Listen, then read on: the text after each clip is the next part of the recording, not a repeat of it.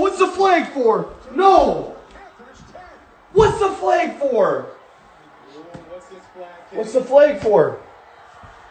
Looks like it's on the defense. And Yes! Yes! Yes! Yes! Yes! Yes! Come on! Come on! Let's go! Let's go!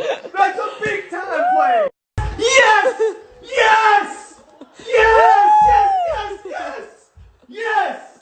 You gotta be kidding me! You gotta be kidding me! Let's go! You gotta. What is going on YouTube? It's Chaz here with another Minnesota Vikings weekly player grades. This week was way too close. Just I can't handle many more of these weeks. Vikings getting closer and closer to that playoff spot. The Cardinals lost today. We would have been tied with the Cardinals if we would have beat the Cowboys last week. But we got to look at this in a positive light. We basically have to win out or else hope for a horrible finish for the rest of the teams in the NFC. So with that, let's get on to my notes I had during the game. First half, Kirk's first drive looked great. Really looked great the whole game. The offense really went stagnant there in the first half for a little bit. The defense was holding up all game as well, and they were getting hands up on passes, getting deflections, very good. The run defense was pretty bad, just not good. Pass defense was okay. Eric Kendricks, huge interception there. We probably would have lost the game if he didn't get that pick there. And we can't always run on first down. It's getting too predictable. Dalvin's just getting lit up, getting 8 guys tackling him at one time. That just can't happen, and we really have to. I like how we played the second half. We didn't use the play action as much. We were just slinging the rock, just getting the job done. Second half, I put WTF here because back-to-back strip sack and fumbles, just not good. Back-to-back touchdowns for Jeremy Chin. Kirk was missing key throws. We were 4th and 1 at midfield, and we decided to punt. DJ Wanham had a huge block field goal. Other than that, the defense was really solid today. They only realistically let up 13 or 16. No, it was 13 points, and then the other 2 touchdowns were off the fumbles. So overall, a very good game from the defense.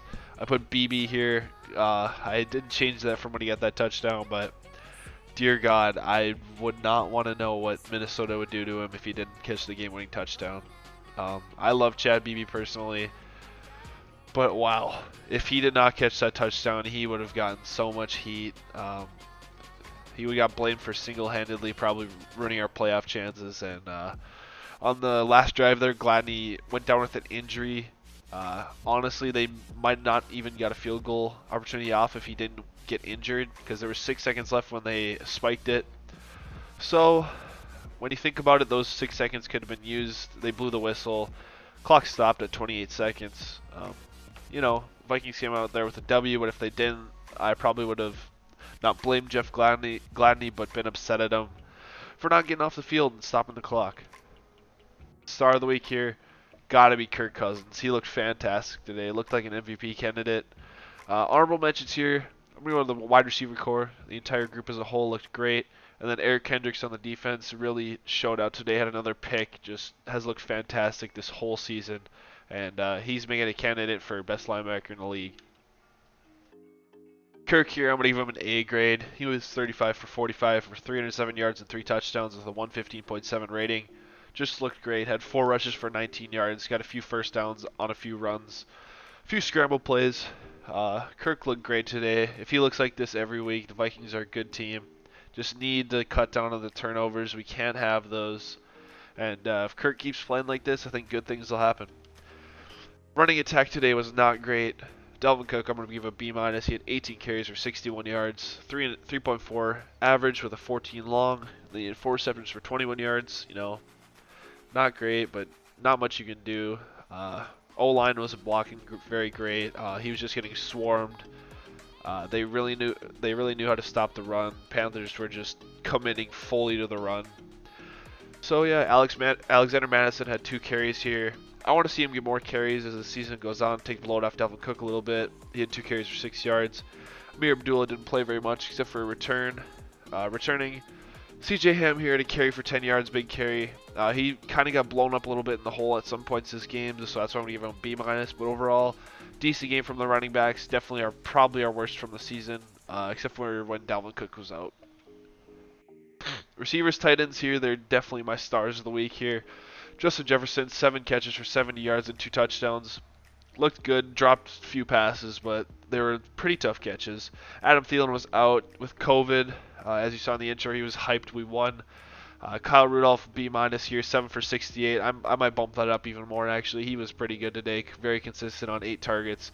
Big 25-yard catch to put us at the 10-yard line. BC Johnson here. I really hated on him at the beginning of the season, but he might have been our best receiver today. So I'm going to give him a B+. He had 7 catches for 74 yards. Just a few times where his field awareness was kind of lacking. But overall, he caught the ball, got some yards after catch, and nothing to complain about. Chad Beebe here. I had him at a B+ as well, and then I dropped him back down to a B when he muffed the punt. But he really redeemed himself. If he didn't, dear Lord, I pray for Chad Beebe's family, his wife and kids if he has any, because Minnesota probably would have absolutely just, I don't even know, it would have been ugly. But he had 7 catches for 63 yards in the game-winning touchdown. I love Chad Beebe. I think he could be our wide receiver 3 of the future. And Irv Smith here was out this week. He played last week, but this week he was out. And then Tyler Conklin had a catch for 5 yards. And then another backup tight end we have, can't remember his name, got his first career catch to him. So congrats to him. O-line here, I'm going to give a C-. Didn't look great. 2 sacks allowed. They gave Kirk alright time. Run game did not look good today. Ezra Cleveland was out again, and Brett Jones is not an NFL guard. He was getting blown up today. Jonathan Vilma was saying he created a hole when in reality he just got blown up and the guy went the wrong way, and Cook just cut it up. But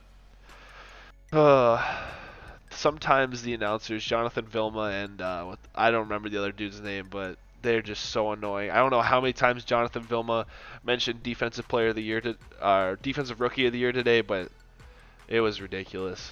So onto the D-line here. Once again, another disappointing week. Gonna give him a D+. Adenabo had 2 tackles. Want him at a tackle, pass deflection, and QB hit. We need a lot more pressure if we want to win games. We had 0 sacks today, and the run defense is just terrible.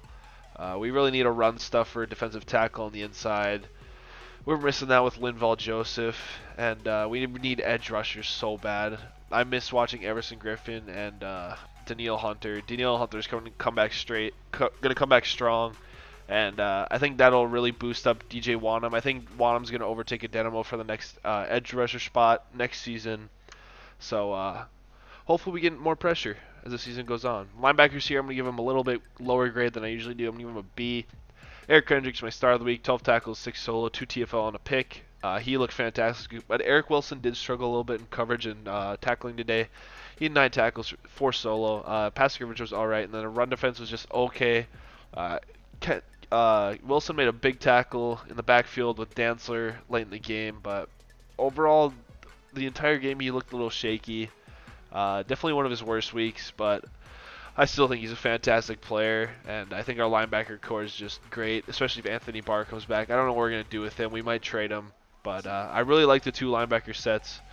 When Troy Dye comes in, it's kind of just I like when we run nickel sets. It really makes our defense good. It allows Harrison Smith to blitz. And onto our DBs. I'm going to give him B-. I had him at a C+, but I bumped him up because the defense actually played pretty well today. Harrison Smith had 6 tackles and a TFL.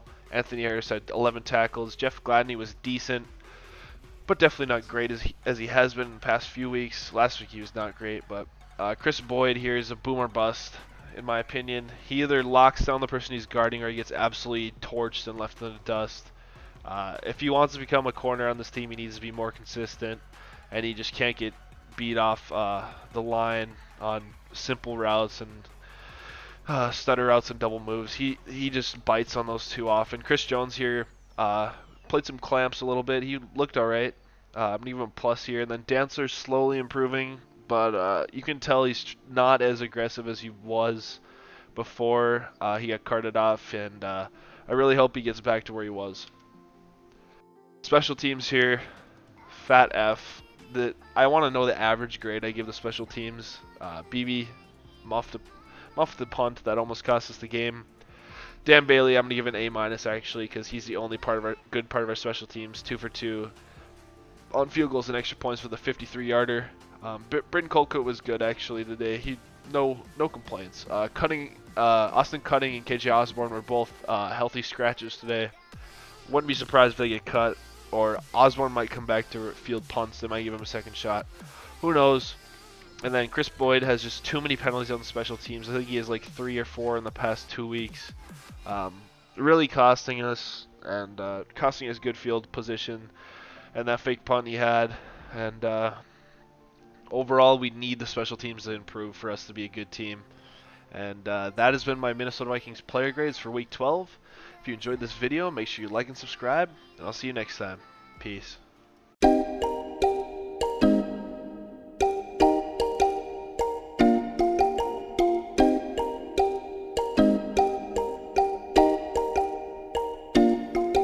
We've been walking through the forest with blood on our hands. We got lost in such a foreign land where we could be free. We could be free.